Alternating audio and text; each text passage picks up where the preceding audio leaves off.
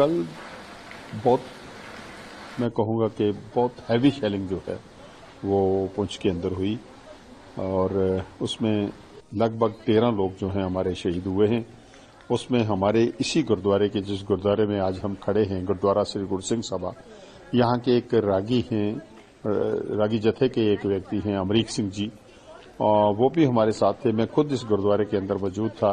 7 बजे तकरीबन ये जो हमारा प्रोग्राम था वो समाप्त हुआ। हम सभी लोग जो हैं यहाँ से निकल के चले गए और गुरुद्वारे को हमने थोड़ा बंद कर दिया क्योंकि बहुत शेयरिंग हो रही थी, लेकिन लॉक नहीं किया, ऐसे बंद कर दिया। तो क्योंकि गांव में कुछ न कुछ लोग आते रहते हैं, वो आकर यहाँ मथा टेकते हैं, तो उस लिहाज से हम यहाँ से निकल के गए। जो ही हम घर पहुंचते हैं और अमरीक सिंह जी भी अपने घर में चले जाते हैं, हरचरण सिंह जी जो उनके हेड रागी हैं वो भी अपने घर में चले जाते हैं, मैं अपने घर में चला जाता हूं। तो विद इन 5 मिनट्स जो है एक और शेल जो है वो सिंडिकेट चौक में आकर गिरता है और उसी के पास उनका घर भी है और उनके नीचे, घर के नीचे दुकान भी है। वो अपनी दुकान के अंदर शटर बंद थे और बंद शटर के अंदर वो दुकान को थोड़ा बहुत साफ सफाई कर रहे थे कि अपने बच्चों को, अपने आप को एक सेकंड स्टोरी में, क्योंकि वो दुकान नीचे है और उसके ऊपर उनका मकान है, कि वहां हम अपने आप को शेल्टर दें, अपने आप को बचा कर रख सकें।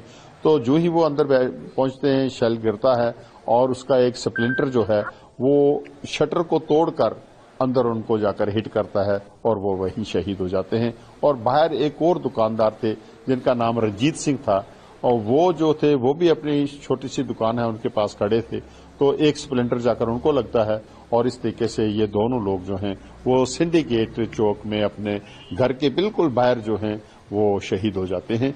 तो गुरुद्वारे के ऊपर एक शेल गिरा है जो कि 8 बजे के करीब तकरीबन यहाँ गिरा है, उसी दौरान गिरा है। जैसे ही सिंडिकेट में गिरा उसके तकरीबन साथ में यहाँ भी गिरा है, लेकिन उस वक्त इस गुरुद्वारे के अंदर कोई जो है संगत रूप में कोई भी आदमी यहाँ मौजूद नहीं था। इवन ग्रंथी साहब जो थे वो भी अपने क्वार्टर में चले गए थे।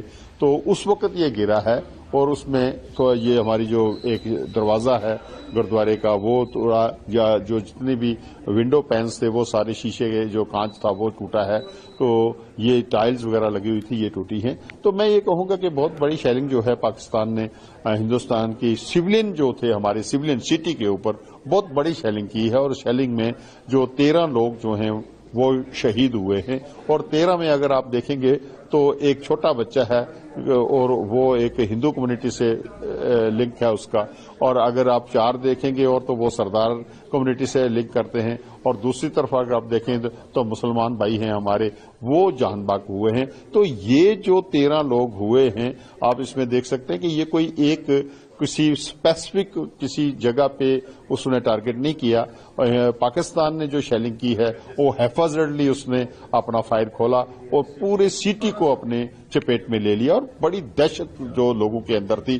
काफी लोग पलायन कर गए और बहुत ज्यादा लोग जो हैं यहाँ से भागने की कोशिश की और चले भी गए, और कुछ लोगों को जो रुके हुए हैं हम कोशिश कर रहे हैं। और सबसे बड़ी बात यह है कि हमारा आपसी भाईचारा जो है वो अच्छी तरह से मजबूत है। और ये मंदिर, मस्जिद, गुरुद्वारा तीनों जगह पे फायर डेफिनेटली एक शेल जो है वो गीता भवन है, मंदिर है, उसके साथ ही वहां पर भी एक हिट हुआ है। एक मस्जिद है परेड ग्राउंड के पास, वो मदरसा भी है, उसमें बच्चे भी स्कूल में पढ़ते हैं और रेजिडेंशियल है, तो वहां भी उसके कॉर्नर में कहीं बाहर एक शेल गिरा है और उसमें भी एक जो टीचर हैं वहां के जो बच्चों को पढ़ाते थे वो भी, उनकी भी डेथ हुई है। तो मैं ये कह सकता हूं कि सिविलियन के ऊपर बहुत बड़े और बड़ी दहशत में लोग जो हैं वो आज कल से लेकर 12 बजे से लेकर कुछ जो शेलिंग बंद हो गई है, और उससे हम समझ रहे हैं कि थोड़ा सा राहत जो है वो लोग महसूस कर रहे हैं, थोड़ा सा डर जो है लोगों के दिल से कम हुआ है।